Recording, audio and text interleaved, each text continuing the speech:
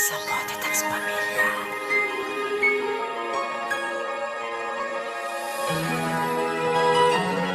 Stephen L. Music.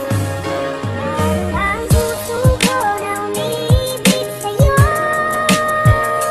Ngayon ikaw ay mayroon ng ibang gusto. Sana nun pa sinabi ko na minamahal kita. Hindi pa sakali pang naging tayong dalawa.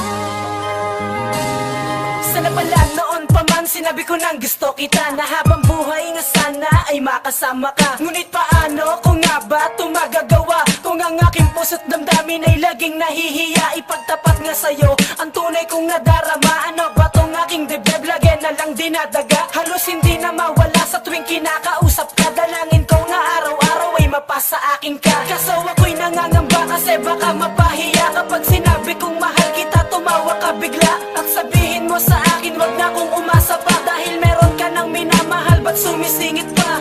Alam ko yon, kaya nga ayokong ipagtapat eh. Ang puso ko na umiibig sa'yo. Ngayon ikaw ay mayroon ng ibang gusto.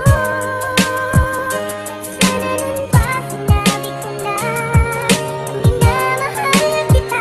Hindi pa sakali pang naging tayong dalawa.